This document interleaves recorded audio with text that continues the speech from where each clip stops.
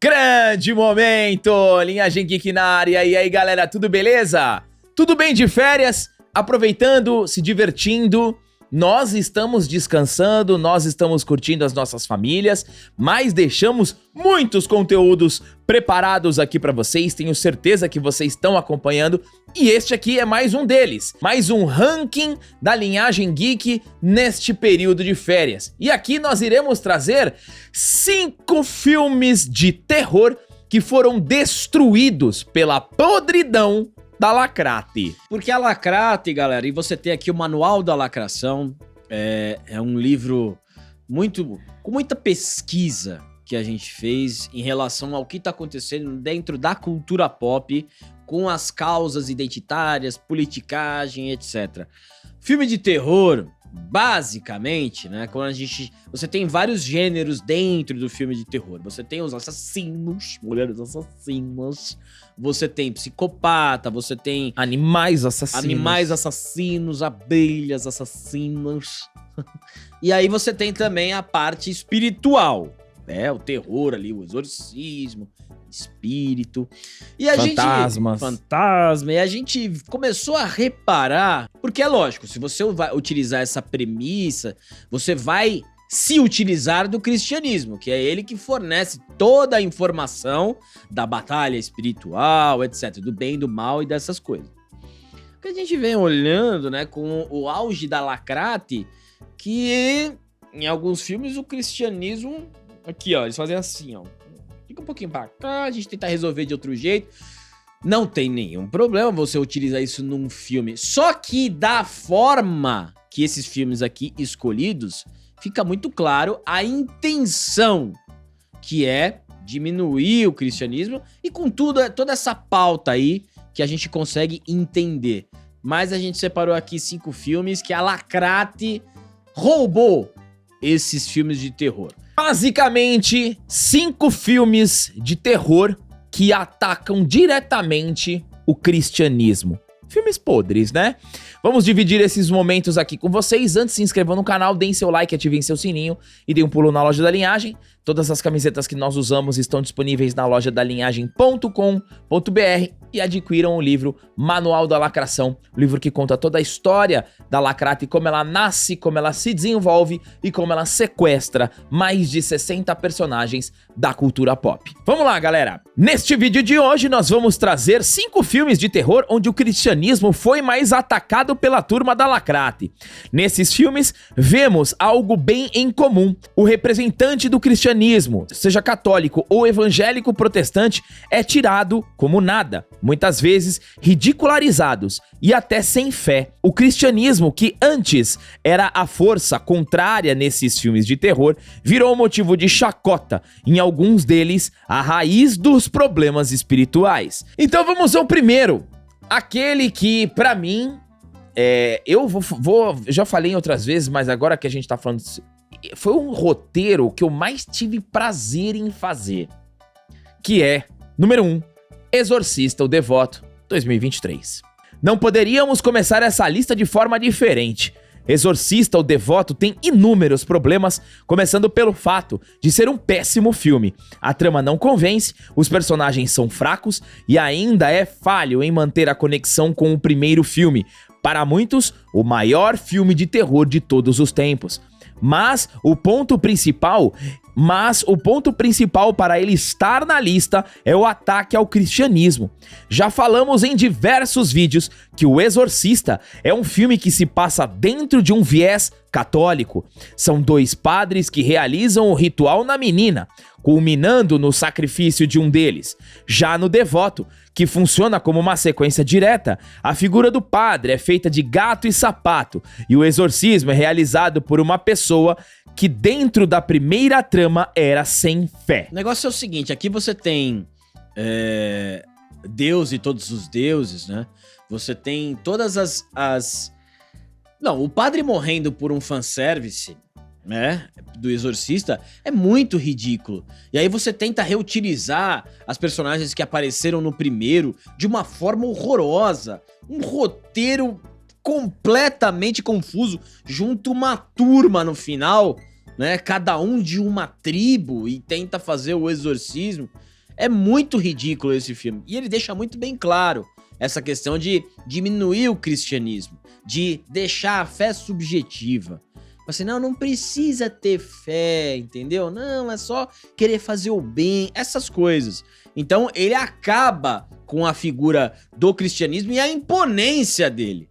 Ele deixa ele de lado, diminui o valor e vai seguindo ali pela beirada. É um filme completa... E assim, o filme é podre, meu. Fazendo um complemento no que o André disse, trago 2 elementos. Primeiro, Chris McNeil, que é a mãe da Reagan, que fala que não participou do exorcismo da Reagan por culpa do patriarcado.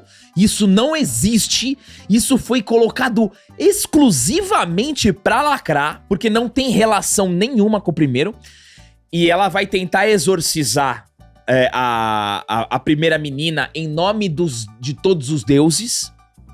E por fim, aquele ritual de exorcismo com várias religiões misturadas, que não faz sentido algum. Joga Fire e o escambau acontece no filme. Tem Dalsin no exorcismo, tem tudo.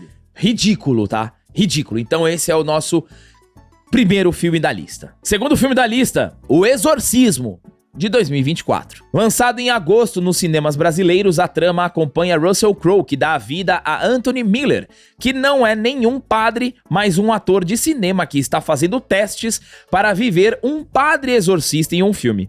Durante a produção, você acompanha a vida de Miller, que é um ator fracassado lutando para reestabelecer o relacionamento com a filha enquanto luta com a dependência de álcool.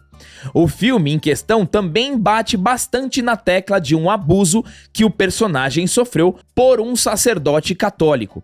Nessa produção, vemos uma questão envolvendo o cristianismo que tem se tornado comum, os religiosos que não têm fé. O padre apresentado em questão não possui fé no mal e, quando se depara com o demônio, não sabe o que fazer. Além disso, como citamos, o grande causador de toda a desgraça do protagonista é a igreja por conta do abuso sofrido. A trama do filme é interessante. Grande parte acontece dentro de um set de filmagens de filme de terror, que tem como base o clássico Exorcista. Contudo, a cena final é uma cópia mal feita do sacrifício final do clássico filme de 73. Onde o padre incrédulo dá a sua vida para salvar o protagonista possuído. Outro ponto interessante é que quem serve de heroína para aquele momento é a filha, que é lésbica e totalmente subversiva a questões da fé. Aí, ó. Aí, ó, não tem mais regra, virou briga de rua. Fica claro que esse virou briga de rua, pra quem não sabe, é do Rock versus o Drago. Quando os dois começam, aí o cara fala, virou briga de rua. Não tem mais boxe, o cara virou briga de rua. Então, assim, a igreja ser culpada pelos problemas da pessoa, isso a gente já tá vendo em vários filmes de terror, né, modernos. A igreja é a grande culpada. E aí você tem a outra pessoa que é muito parecido, né? No nosso primeiro lugar, você tem as pessoas que não têm fé realizando o exorcismo. E agora a gente tem, nesse segundo filme, sempre a igreja é culpada, é responsável por tudo de mal que acontece com o protagonista. E quem não é da igreja, que não gosta ali, que é a parte da lacrate, resolve. Tudo certo. Então, isso é um padrão nesses filmes. E você pode acompanhar e ficar ligado. Bom, não sei se vai aumentar ou diminuir, porque a lacrata tá em baixa, né? Mas continuamos atentos. Cigano Igor. Vamos lá. Número 3 da lista, Atividade Paranormal, Dimensão Fantasma, 2015. Uma das franquias de terror que foi uma febre, sobretudo um sucesso de bilheteria, Atividade Paranormal, se perdeu em uma trama confusa e filmes repetitivos ao longo dos anos. Se o primeiro filme funciona muito bem como uma forma inovadora de apresentar a temática, a partir do terceiro longa, os acontecimentos são tão confusos quanto bobos e constrangedores. Mas, em Atividade Paranormal, Dimensão Fantasma, tem um ataque sutil, mas direto ao cristianismo. Aqui, mais uma vez, o padre católico é tirado como nada, apresentando um exorcismo que não funciona e tomando um fatality do demônio. O padre tomar um fatality do demônio já é um clássico, já, né? É um negócio inacreditável. Você vê, aí que tá. Eu gostaria muito que você, que tá no Twitter, né, que tá vestido de lacrate dos pés à cabeça e fala que lacrate não existe. Pra você ver as semelhanças de um filme e de outro. E aqui não é sequência nem nada. São filmes que não se comunicam, de outros estúdios. E é a mesma coisa. É a mesma coisa. Parece que a gente tá falando... Então, aí, a pessoa que até... Você que é inscrito aqui no canal, fala assim, nossa, mas parece que eles estão assistindo... Estão falando do mesmo filme. E porque quando você coloca a ideologia da lacração, da lacrate, parece o mesmo filme. Por isso que a gente tem a sensação de estar vendo a mesma coisa. Você, mas, de novo isso aí? O padre tenta fazer o exorcismo. Normalmente é um padre que tem medo também, né? Não tem problema nenhum o padre ter medo, mas o medo vence. O padre aí, ele se torna fraco. Aí é um padre fraco, que tem a fé abalada, não consegue e morre pro demônio. Mas assim, é um clássico. E mais uma vez isso acontece. Vamos então para o número 4, O Último Exorcismo, 2010. A criatividade no nome também dos filmes que até dá vontade de chorar. Não, mas esse nome aqui, ó, Atividade Paranormal Dimensão Fantasma, parece um nome de um filme de super-herói. Parece um golpe do Wiki. Isso aí. Um golpe de anime, pô. Ó, aqui temos um filme que no geral é um bom filme. Ao contrário de todos os que estão na lista, que são podres, aqui existe uma construção interessante do protagonista, Reverendo Cotton Marcos. Contudo, no início do filme existe toda uma desmistificação do pastor. O filme funciona quase que como um documentário, e ali o Marcos praticamente admite que é um charlatão. O personagem diz que começa a pregar desde cedo porque seu pai enxergou como uma espécie de atração para que os fiéis fizessem doações para a igreja. O mesmo conta que tudo era combinado, deixando claro que é um pastor charlatão. Cotton Marcos chega a dizer, aspas, eles adoram quando falam em sangue de Cristo. Adoram quando falam nessas coisas. Quando entram na frequência certa, eles nem prestam atenção no que se está dizendo. Fecha aspas. O pastor charlatão chega a recitar uma receita de bolo de banana e os fiéis respondem, aleluia! Ou seja, o filme coloca a figura do pastor como um charlatão e os fiéis como trouxas idiotas. Então, você colocar padre, vilão ou pastor charlatão, não tem problema. Não tem problema. Não tem problema porque existe. É como um engenheiro que é mau caráter, médico, vendedor, ambulante, enfim. São todas as youtuber, são todas as... Que ali é o ser humano, não tem problema. Mas aí você vê, conforme a construção do filme, que a intenção não é contar essa história. A intenção é atacar o cristianismo, porque muito militante de Twitter tem essa ideia de pastor e tem a ideia do padre abusador, que foi fomentada pela imprensa e também pela ideologia. Não é que não tenha, mas não é só isso. Eles são minoria, muita minoria. Inclusive, no livro Adeus, Homem de Deus, que fala da teologia da libertação, dentro da Igreja Católica, eles falam dos abusos cometidos por padres e que em outras partes, outras áreas, eles são o triplo, mas não são noticiados. Como por exemplo, na educação física. Educação física, desde escola e faculdade. Há vários abusos, mas que não são relatados. Claro que um abuso dentro da igreja, você tem um choque, uma comoção muito maior. Mas aí, dentro disso, você extrai um pedaço e mais uma justificativa para a militância atacar o cristianismo. Perfeito. Então, esse filme já tem esse direcionamento. É bem esperto. E muita gente fala, né? Eu vejo os militantes do Twitter, porque eu gosto do Twitter porque a pessoa, ela tem a liberdade de se mostrar. Ali ela se mostra. Atrás de um fake do Naruto, ela se mostra. E aí aparece isso. Ai, a igreja é tudo assim. É isso aí. É o pastor que rouba todo. Ele generaliza. É isso aí. Porque grande parte da mídia joga a narrativa quando tem 1, 2 casos e ele faz a generalização. A mesma coisa com o padre. Ah, o padre cometeu. Ah, esses padres tudo. Aí você coloca todo mundo na caixa. E isso é um propósito. Isso aí você tem uma estratégia, né, de você vilanizar o padre, o pastor e o cristão. Né? Aí você coloca o cristão, aquele que acredita no padre e no pastor, como trouxa. Olha lá o idiota acreditando no cara.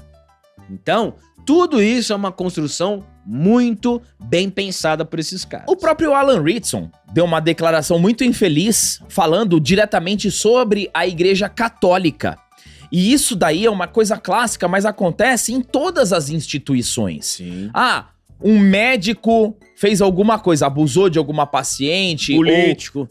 Não, o problema agora são todos os médicos. Exato.